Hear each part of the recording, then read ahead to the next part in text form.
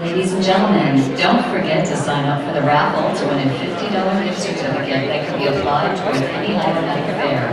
Our next raffle drawing will be at 5 p.m. And please remember to visit the Southern California Book Arts in the Westwood Room, including the International Printing Museum, Los Angeles Book Arts Center, Scripps College Press, and the Art Center School of Design Archetype Press. We also have many special exhibitors, including highlights from Becoming Southern California, courtesy of the Autry National Center. Other special exhibitors include the ABAA, Book Club of California, Rare Books and Manuscript section of ALA, Rare Book Review, Huntington Library, UCLA Development Department, and the LA County Library. I joined the ABAA in 1984. I've been a member of the ABAA since the early 1980s. I joined the ABAA in 1983. I joined the ABAA about 15 years ago. Oh, I've been 15 years ago. 15 years ago, I was a member of the ABA. So I don't remember what year, 1989, 1990? I've been a member, I became an associate member of the ABAA in 1975, and I became a full regular member of my own in 1979. I think I joined in 1980. I think I joined in 1976. I don't know when I joined the ABA, and the only reason that I could see to join the ABA at the time was that it gave you a chance to do the fairs. And I wanted to do New York, California, and London. Well, I wanted to do the book fairs, and the booksellers that I respected were members of the ABA. Doing the ABA book fairs was the best way to put myself in a position to both buy and sell the best books. And also, I was really interested in trying to make my business survive and be viable over the years, and I wanted to sell to institutions as well as private collectors. And I thought that being a member of ABA would give me a little credibility with institutions that I wouldn't have otherwise. I think that the only way to separate yourself from the vast sort of unwashed group of dealers who may or may not be competent is to get the sort of certification that being an ABA dealer provides. Actually, I was another dealer suggested that I join. I mean, he saw sort of the quality of the books that I sold, and I was always very serious about the business. And you know, whenever dealers see another dealer who's really conscientious, you want that dealer to be part of your organization. So that's really why I joined. Well, the ABA is really the only professional organization in the United States for buying and selling of rare books and manuscripts. And I wanted to make the rare book world my career, so I wanted to be affiliated with this organization. I mean, I just never even gave it a second thought. From the moment I decided to be a bookseller, I set myself on a path to, as quickly as possible, become a member of the ABAA. I knew that the best book dealers at that point were all members of the ABAA, and I knew that I wanted to do the book fairs because those were the best book fairs. At that time we were doing a lot of smaller fairs, but the ABAA fairs were always the ones where the good customers went to, and that's what we wanted.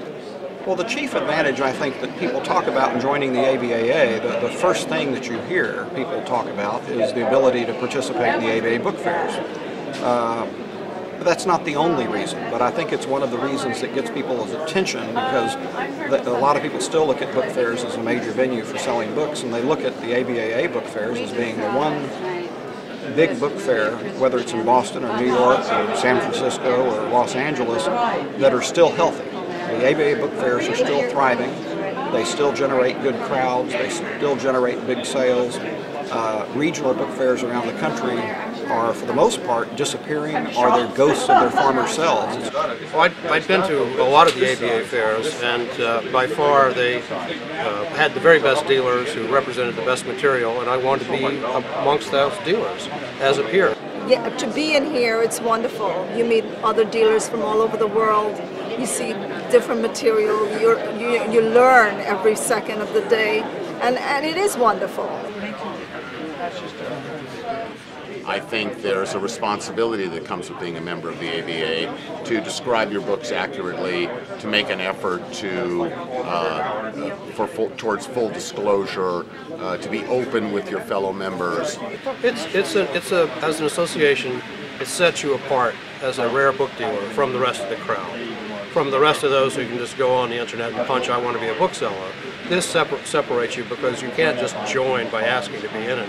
You need to be sponsored, you need to have certain qualifications, and that's a badge of honor you get that goes along with your name, which represents you to the world as being someone who that is worth doing business with. I mean, one of the old sayings in the trade and in a lot of different arts and antique trades is that do business with someone that has a reputation to lose. And if you're a member of the ABAA, you have a reputation to lose, and it's something you're going to live up to as being a member of this association that the public can respect you for. It gives you a prestige also, and people can trust you, on the merchandise you're selling. I guess that's why I joined it, to do the fairs, to be, to have a chance to exhibit and to meet other dealers.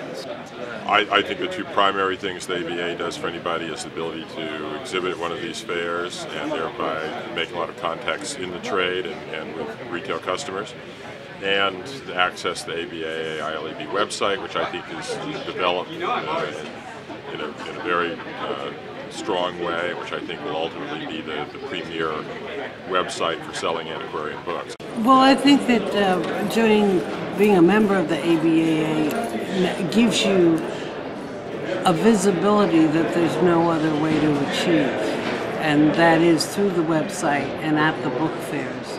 By participating in the book fairs, by being a member of the listserv, by associating with all of those other members, you in effect do serve an apprenticeship. I mean, you have to go out and establish yourself as a viable business first, and you have to demonstrate that you have some knowledge and some credentials. But by being in association with other professional booksellers who are well established, even though you're not their employee, you're seeing them regularly at book fairs, you're hearing from them regularly on the ABA chat list, and in that way, you're learning the trade and you're staying plugged in, tuned in to what the ethics are and the customs of the trade. And it carries on that tradition. It carries it on in a new and a different way, but it takes up the slack because the traditional ways are changing.